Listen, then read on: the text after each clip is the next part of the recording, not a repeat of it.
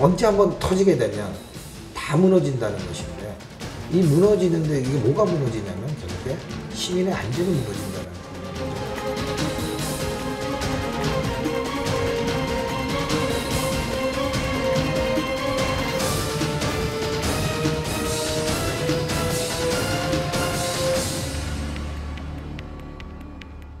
안녕하십니까. 시선 360 정희준입니다. 밤 10시 넘어서 마을버스를 타면 정류소가 아니더라도 원하는 장소에 내릴 수 있다는 거 알고 계십니까? 9월 말부터 부산시에서 마을버스 안심귀가 서비스를 시작한 덕분인데요. 밤 10시가 넘은 시간에 여성이나 청소년, 노약자 등 이른바 교통약자가 마을버스를 타면 정류소가 아닌 곳에서도 내릴 수 있다고 합니다. 이런 서비스가 가능한 이유는 마을버스가 시내버스나 지하철이 닿지 않는 골목골목까지 다니기 때문이겠죠. 아마도 시민들과 가장 가까운 거리에서 호흡하는 대중교통이 바로 마을버스일 겁니다.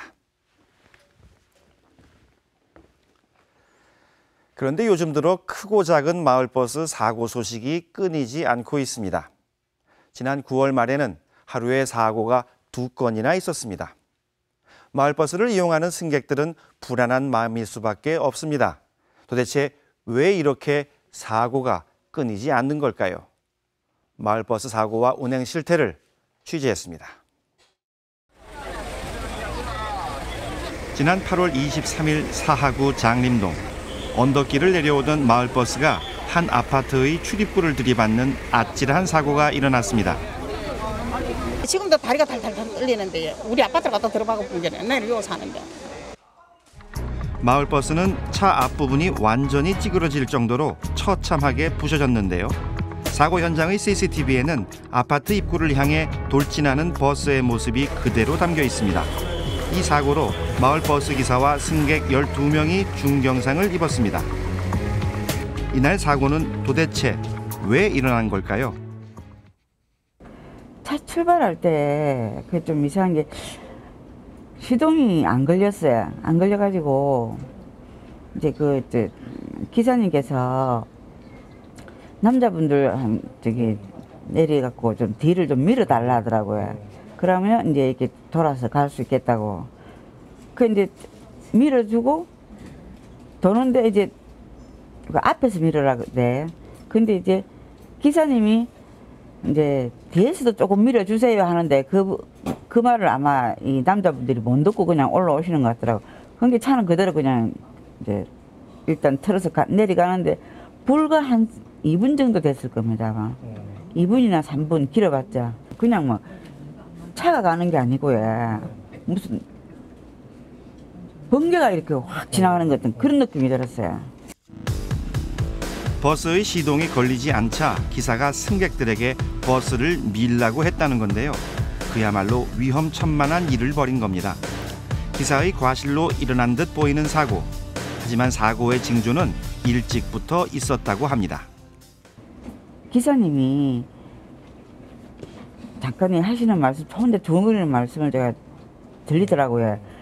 뭐 약간 안 좋은 소리 하면서 오늘 아침에도 딱 애를 먹이더만 네, 이래 얘기를 하시더라고요. 그래서 그때부터 저는 조금 불안했었거든요. 내릴까 말까 하는 순간에 차가 그냥 경찰은 마을버스 기사를 불구속하고 운전자 과실 여부에 대해 조사 중인데요. 하지만 만약 승객의 말처럼 실제로 차량 결함이 있었다면 언제든 일어날 수 있는 사고였는지도 모릅니다. 올해 부산에서 일어난 마을버스 사고는 모두 21건. 부산 시내 곳곳에서 크고 작은 마을버스 사고가 끊이지 않고 있습니다. 산복도로가 많은 부산은 마을버스 안전의 취약도시라고 해도 과언이 아닌데요. 부산 중구를 가로지르는 산복도로. 이곳의 마을버스 노선 대부분은 언덕길과 급커브길이 포함되어 있습니다. 마을버스 사고가 잇따라 일어나자 이곳의 마을버스를 이용하는 승객들의 불안한 마음은 더 커지고 있는데요. 좁은 데다 또 차를 또 떼놓고 하니까 굉장히 위험하죠. 근데 때는 아주 아슬아슬할 때가 많이 느껴져요. 보수동 산복도로를 도는 마을버스. 이 버스 노선의 반 이상은 커브길입니다. 도로가 험하다 보니 마을버스 사고 위험은 증가하는 데다 차량 노후화도 빠를 수밖에 없는데요. 위험한 마을버스 운행 환경을 온몸으로 느끼는 사람은 바로 마을버스 운전기사입니다. 그 커브가 많고 경사로가 심하고 길이 협소하고 하기 때문에 불법 규정차 때문에 운행하는 데 애로사항이 많습니다. 누구만 맞다나 서커스 하는 게 그렇다 크고 완전 고개 운전이다 이런 손님들이 많죠. 도로가 얼마나 위험할까?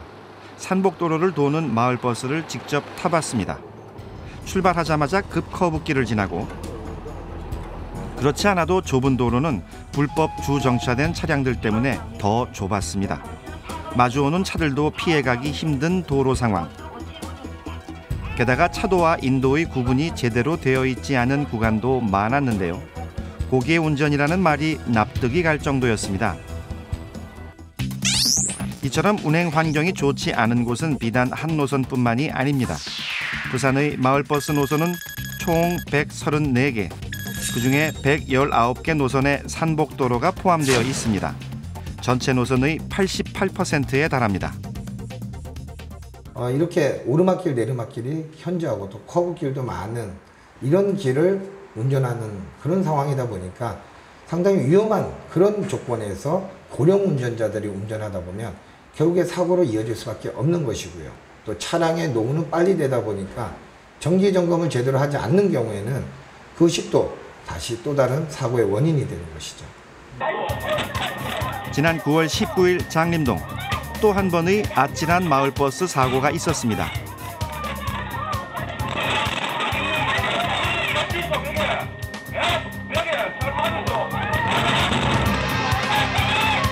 내리막길에서 브레이크가 작동하지 않은 겁니다.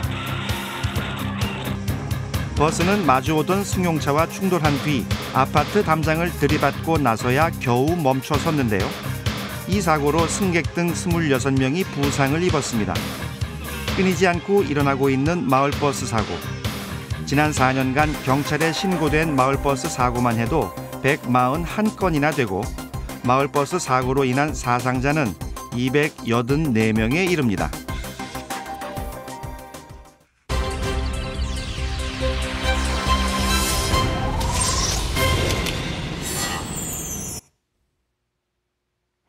내리막길을 내려가는데 브레이크가 작동하지 않았다니 상상만 해도 아찔합니다. 하마터면 큰 사고로 이어질 뻔했는데요. 작은 버스에 많은 승객들을 태우고 달리는 마을버스는 자칫 잘못하면 큰 인명사고를 부를 수도 있습니다.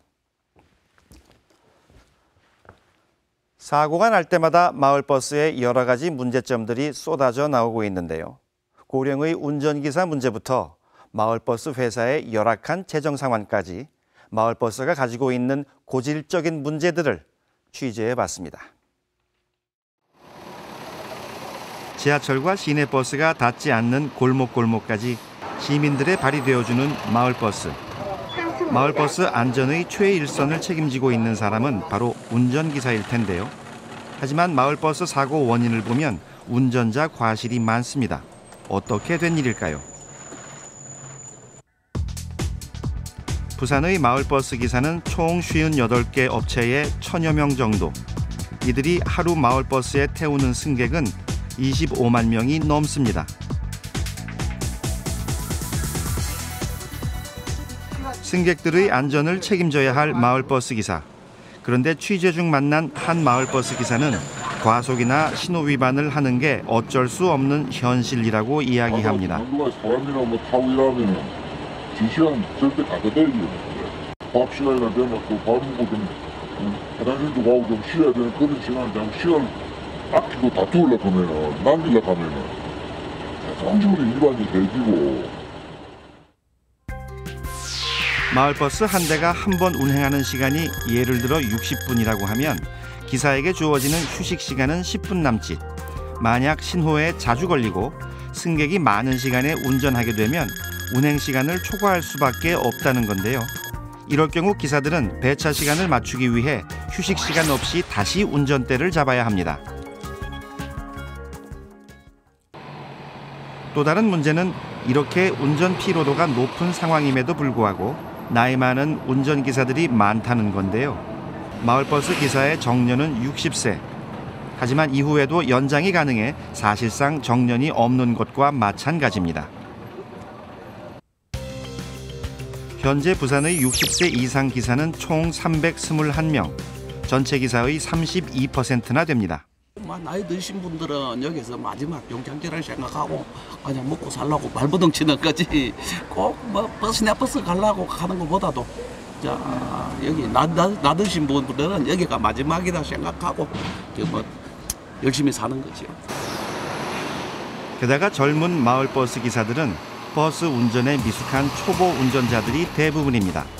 마을버스 회사에서 운전 경력을 쌓고 버스 운전에 익숙해질만 하면 시내버스 회사로 옮겨가는 젊은 기사들이 많다고 하는데요.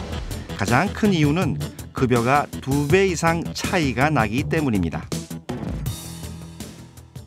시내버스는 지금 월급이 보통 300만 원이 넘어가고 있고 여기서는 그 반밖에는 안 되는 150만 원 수준에 지금 있죠. 그러니까 시내버스 가려고 여기를 전부 다 많이 들어와가지고 초보자들이 들어와가지고 일을 하다 보니까 그 초보자들이 오니까 사고율도 많고. 기사 복지나 운행은 대한민국에서 제일 한발이. 그렇다면 이런 상황에 대해 마을버스 운영 회사들의 입장은 어떨까? 부산시 마을버스 운송조합을 찾아가 봤습니다.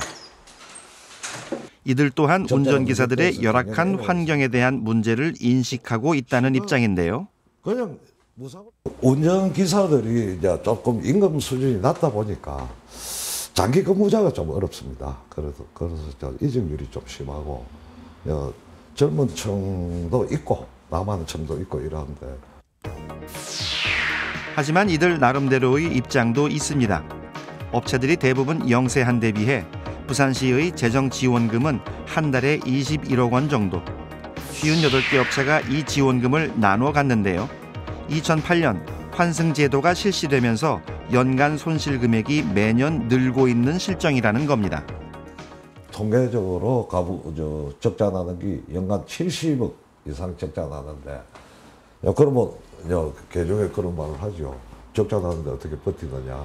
아까 말씀드린 대로 관리비라든지 이런 데서 세이브를 하는 거죠.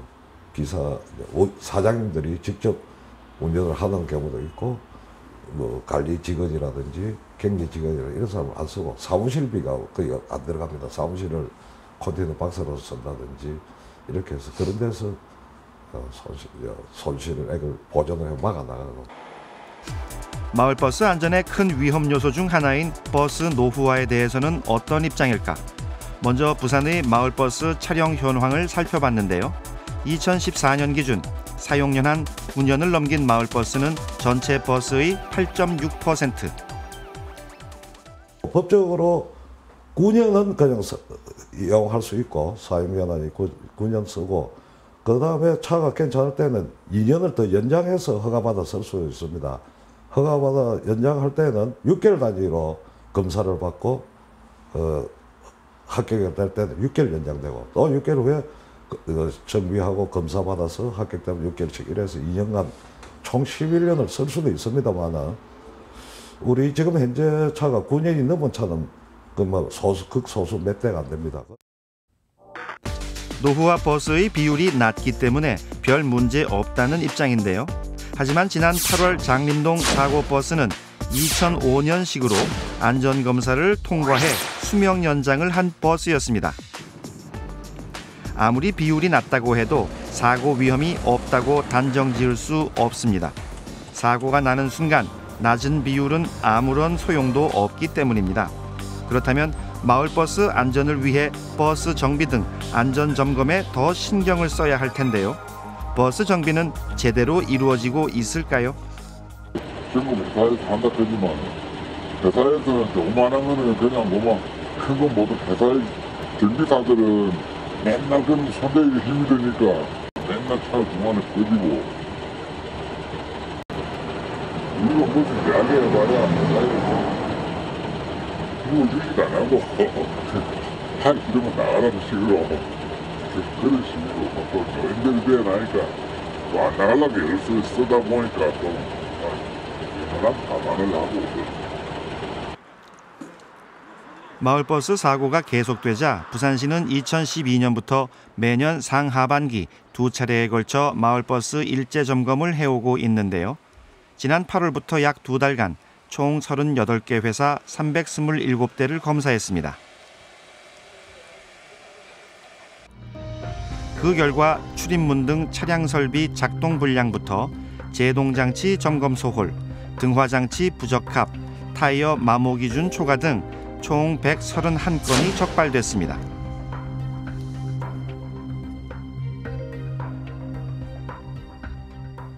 점검하다 보면은 뭐 큰 그 건수가 있어갖고 뭐 360만 원 뭐 과징금 처분까지 받는 업체들이 있습니다. 이제 차량 설비 출입문 같은 거 작동이 안 된다든가 작동이 좀 불량한 거, 그다음에 이제 ABS 제동장치에 좀 그 경고등 같은 거, 약간 센서에 조금 이상이 있던 거, 뭐 등화장치 이런 거 다 지적해가지고 과징금이나 과태료 처분할 건 좀 하고.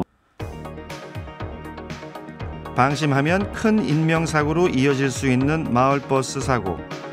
부산시는 마을버스 안전을 위해 그 무엇보다 업체들이 버스 관리에 앞장서 줄 것을 당부합니다. 아직 영세하고 참 경제적으로 어렵다 보니까 차량 인식에 대해 좀 소홀한 게 많이 있더라고요. 업체들이.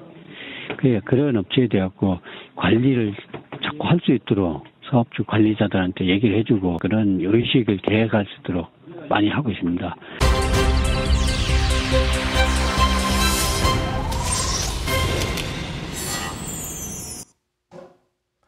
마을버스 사고가 잇따라 일어나자 부산시는 마을버스 안전운행 종합대책을 발표했습니다. 그 내용을 살펴보면 운행업계의 열악한 경영상태 개선, 고령 운전기사의 근무연령 조정, 운전자 근무일수 단축, 마을버스 노선 불법 주차 단속 등 그야말로 마을버스의 모든 문제를 총망라한 종합대책인데요.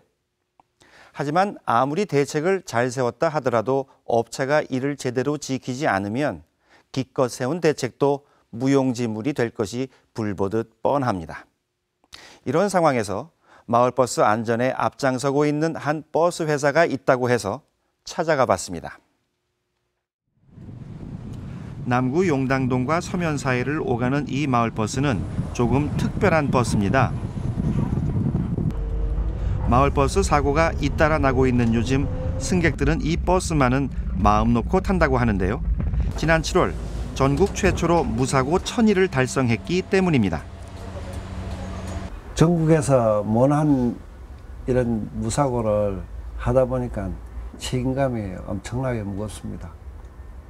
앞으로도 계속해서 뭐 2000일을 향해서 회사에서 또 열심히 하락하니까 하는 데까지는 해야 안 되겠습니까?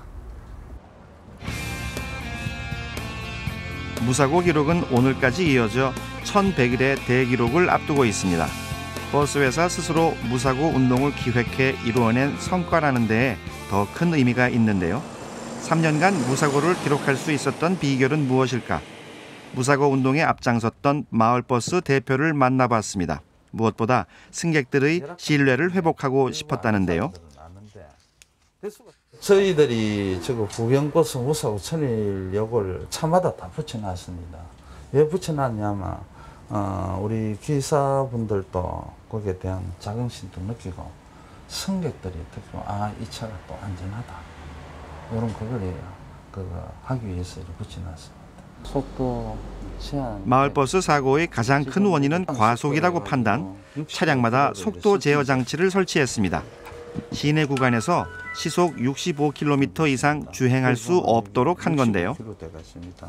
여기 차가 원래 놓을 때는 100km로 기본이 돼가 놓습니다. 그런데 저희들 그 업체에 따라 가지고 부경버스는 65km로 제한을 설정을 해놨습니다. 그때 게다가 모든 기록은 데이터화해서 분석 자료로 활용했습니다. 이걸 보고 다 압니다. 뿐만 아니라 버스의 부품 등에 대해서는 항공사의 정비 마일리지 제도를 도입했는데요. 부품마다 교환 일수를 정하고 문제가 발생하기 전에 교체하도록 했습니다. 이를 통해 수리비를 30% 이상 줄이는 경비 절감의 효과까지 얻었다고 합니다.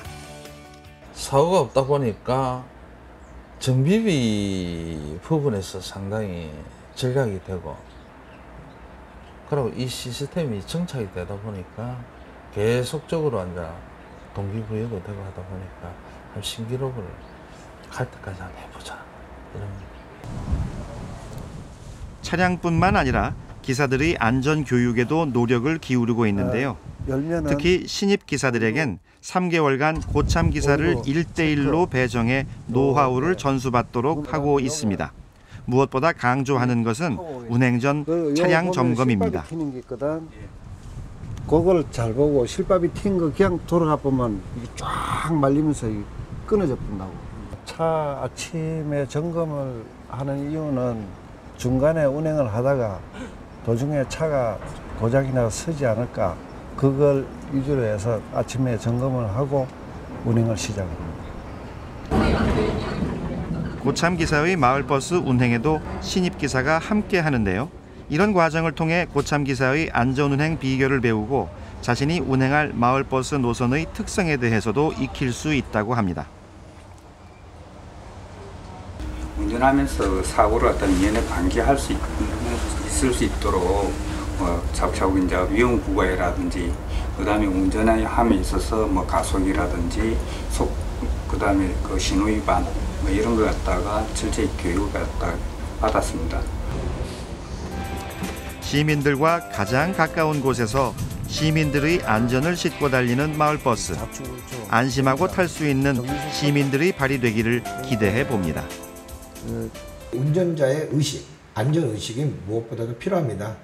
본인은 그냥 업으로 일한다는 생각을 갖기보다는 시민의 발이 돼준다는 생각으로 운전한다면 자기 자신의 생명뿐만 아니라 타인의 생명을 위해서라도 안전운전을 할 수밖에 없는 것이겠죠.